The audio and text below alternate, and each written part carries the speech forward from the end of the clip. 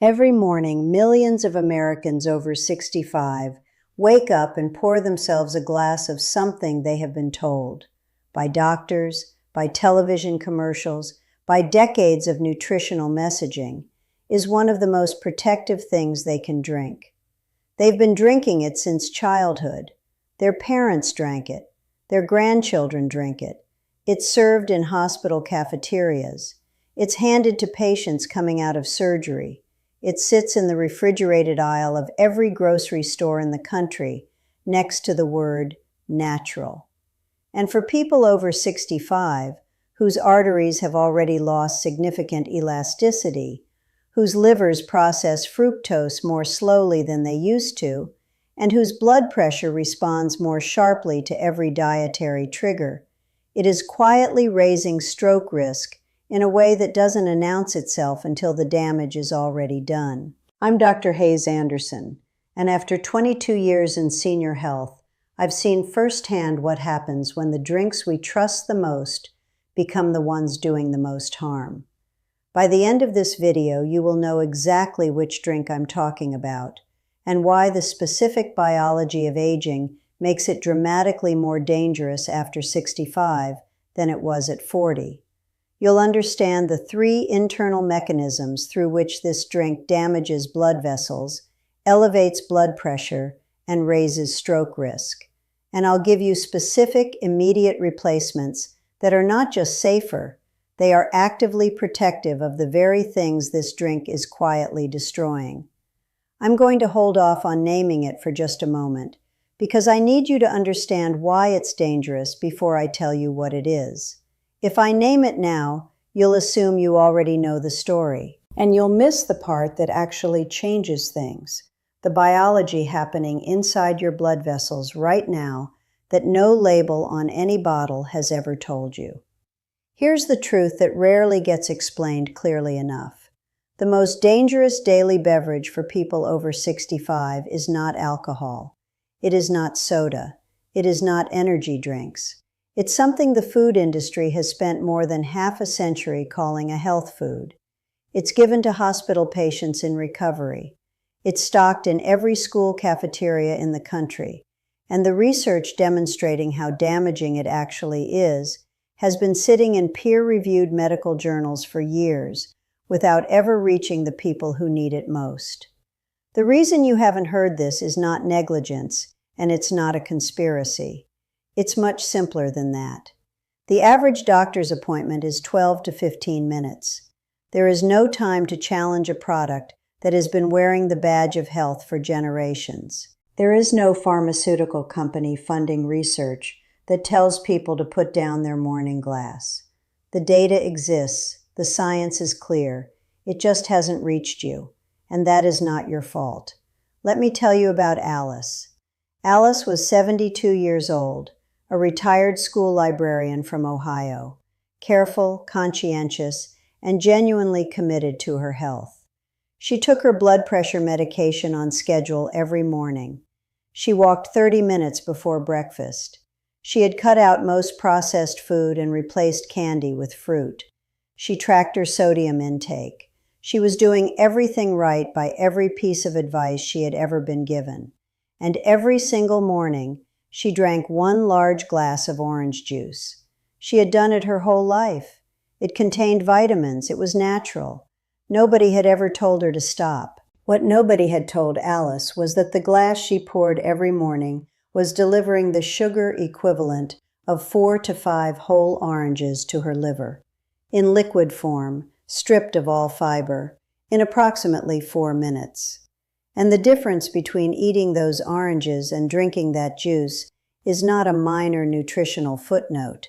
It is the difference between a normal, safe blood sugar response and a metabolic event that, repeated every morning for months and years, progressively reshapes the environment inside your blood vessels. The drink is fruit juice, orange juice, apple juice, grapefruit juice, cranberry juice, grape juice, any of them. Here is the biology, and I want you to stay with me through this, because this is where the story becomes impossible to dismiss. When you eat a whole piece of fruit, an orange, an apple, a handful of grapes, the fiber inside that fruit acts as a biological regulator.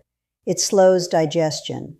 It controls the rate at which sugar enters your bloodstream. Your liver receives fructose gradually, in manageable amounts, in a form it was designed to handle.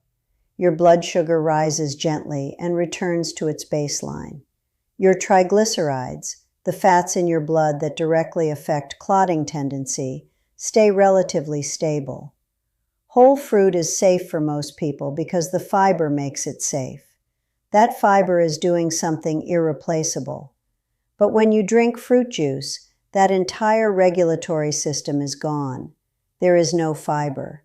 The liquid moves through your stomach within minutes and delivers a concentrated surge of fructose directly to your liver. And your liver cannot process that volume at that speed. It does the only thing it can. It converts the excess fructose into triglycerides and releases them into the bloodstream. Not gradually, not over time. Right now, within 20 minutes of finishing that glass, every morning, 365 days a year. Elevated triglycerides make your blood thicker. They make it more prone to clotting. They cause the walls of your arteries to become more inflamed and structurally more vulnerable to rupture. And in the brain, where blood vessels are among the smallest and most delicate structures in the entire body, a clot or a rupture is not an inconvenience. It is a stroke. The research behind this is not ambiguous. Studies have shown that 1 glass of fruit juice consumed daily is associated with a 24% increase in stroke risk. Not soda, not alcohol, fruit juice, the product with the orange on the label. But the fructose to triglyceride pathway is only the first mechanism. Stay with me because the second one connects directly to blood pressure. And for anyone over 65, blood pressure is already one of the most significant stroke risk factors in existence. When your body processes a rapid influx of liquid sugar, your blood pressure responds quickly and sharply. Insulin spikes. Inflammatory signaling floods the bloodstream, and the inner lining of your arteries, a layer just 1 cell thick called the endothelium, comes under acute stress. The endothelium is not a passive wall. It is the control center of your cardiovascular system. It regulates blood pressure, governs clotting responses, and manages inflammation throughout every vessel in your body. When it is healthy, your heart and brain receive stable, well-controlled blood flow. When it is damaged by repeated sugar spikes, blood pressure climbs, vessels stiffen more rapidly, and the risk of both clot-based and hemorrhagic stroke rises together. Here is why this is so much more dangerous after 65 than it was at 40. In younger people, arteries are elastic.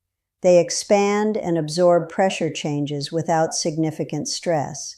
But as we age, arteries naturally lose that elasticity. They stiffen, and stiff arteries respond to every pressure spike with a magnitude that flexible younger arteries would simply absorb. Think of it this way. A flexible hose under sudden pressure gives a little, accommodates the force, and recovers. A rigid pipe under the same pressure has nowhere to go. Every glass of juice is a pressure event inside a system that is already far less equipped to manage it.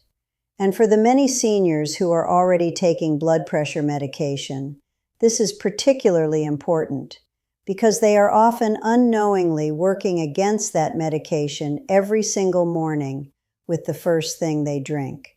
James was 74 years old, a retired electrician from Georgia. He had switched from soda to apple juice about 15 years earlier, genuinely believing he was making a meaningful health improvement. His doctor had never raised an eyebrow about it. His blood pressure was being managed, or so it seemed, with medication.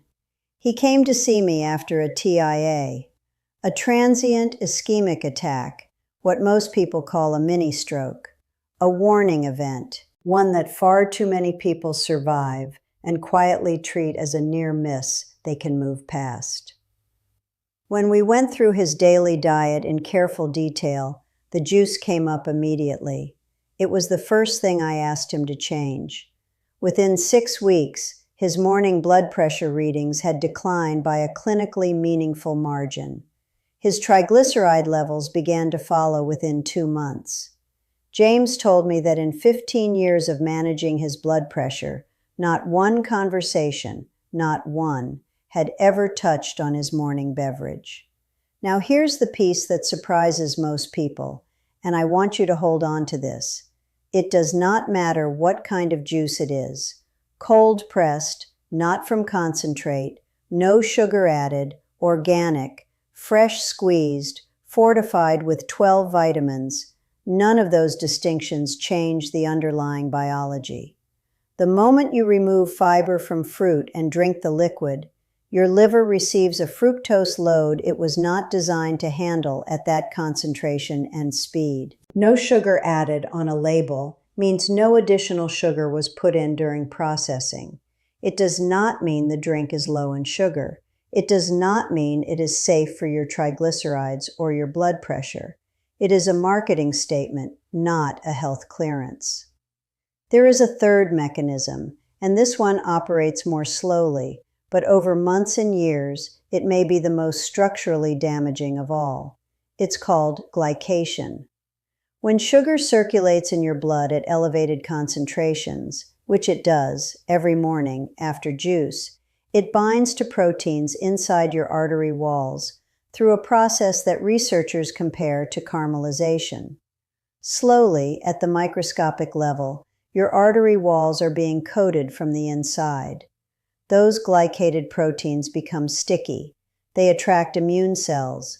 They trigger a chronic inflammatory response that your body cannot fully resolve. Over time, that inflammation hardens artery walls, narrows the channels blood must pass through, and creates precisely the kind of structural environment in which clotting becomes more likely, and the consequences of any pressure spike become more severe. For people over 65, glycation matters in a specific and urgent way. After 65, the body's repair mechanisms are slower. Inflammation does not resolve as efficiently as it did at 40. Damage that accumulates through repeated daily exposures compounds in an older body in ways that eventually become structural, visible on imaging, measurable in blood work, and in the worst cases, felt suddenly in the form of events that no one saw coming. Let me tell you about Edna. Edna was 68, a grandmother from North Carolina who came to see me not after a health crisis, but because her daughter had scheduled the appointment. Edna felt fine. She was active, engaged, and attentive. Her only persistent complaint was morning headaches that had been growing more frequent over the past 8 months, which she had attributed to her sinuses.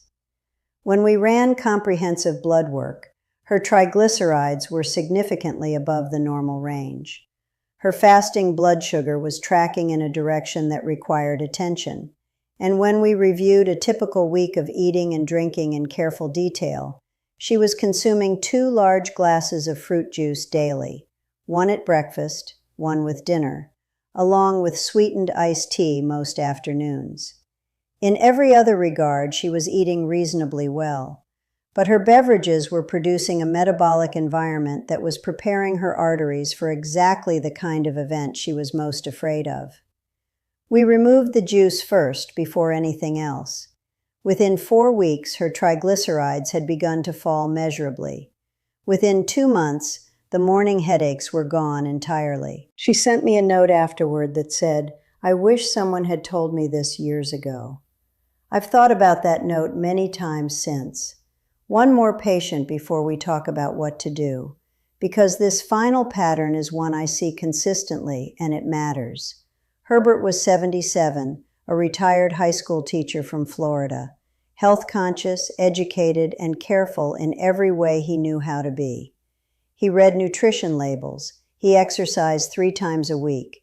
He saw his cardiologist twice a year and received a reassuring report both times. Every morning he drank a large glass of grapefruit juice because he had read somewhere that grapefruit was good for the heart. What he didn't know, and what hadn't come up in any of those 12-minute cardiology appointments, is that for patients on certain common blood pressure medications, grapefruit juice can dramatically amplify the medication's effect, causing pressure to drop to dangerous levels. And beyond that specific interaction, the juice itself was working against every cardiovascular goal he was trying to protect. Good intentions, genuine effort, decades of trusting information that was never accurate to begin with. None of that is his fault. All of it is correctable. What to do instead? If you are over 65 and drinking fruit juice regularly, here is exactly what I want you to do. First, stop treating juice as food. It is not food. It is a sugar delivery system with vitamins attached. And those vitamins are not worth the vascular damage that comes with them. You can get every vitamin in a glass of orange juice by eating one small orange. The difference is that the orange includes fiber, and fiber changes everything about how your body handles the sugar inside it. Second, replace your morning beverage immediately. Plain water is your strongest ally. Sparkling water if you need texture. Water with sliced lemon, cucumber, or a few fresh mint leaves if you need flavor without sweetness.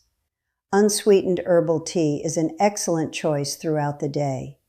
Unsweetened green tea contains compounds shown in multiple studies to support vascular health. Black coffee, 1 to 2 cups, has actually been associated with reduced stroke risk in research when consumed in moderate amounts. These are not consolation drinks. These are beverages that actively support the system that fruit juice is quietly working against.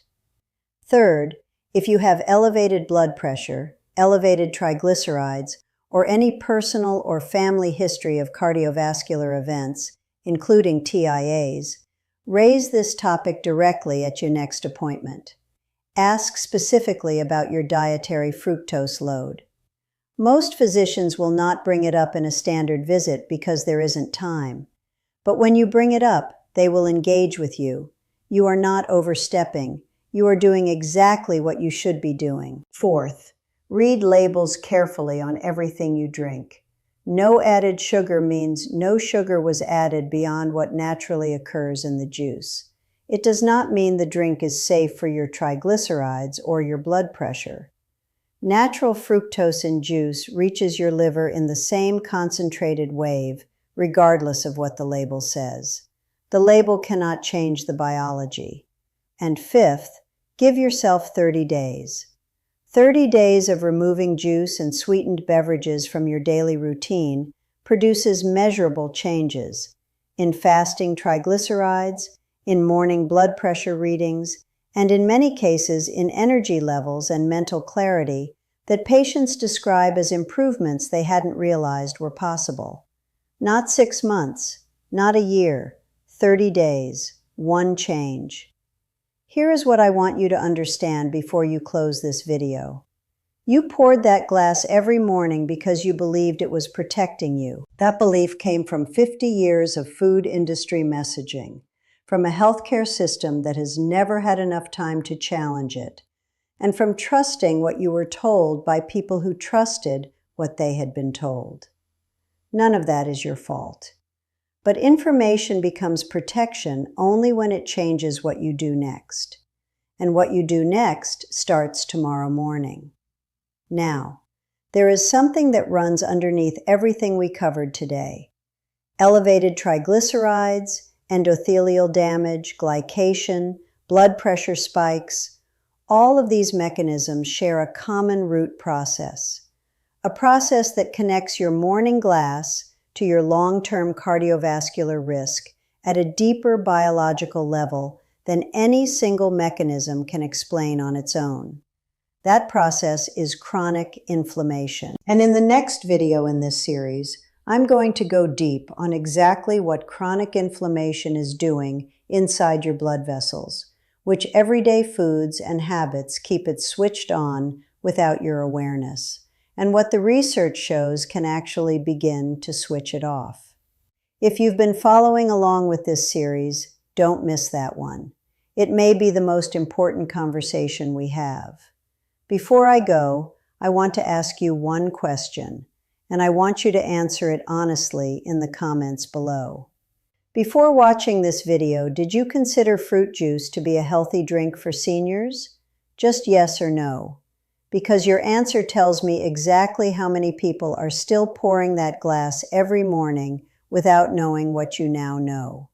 And if this changed something for you, share it with a spouse, a sibling, a friend. Not because I need the views, but because someone in your life is drinking that glass right now. You have the information. Sharing it is an act of care.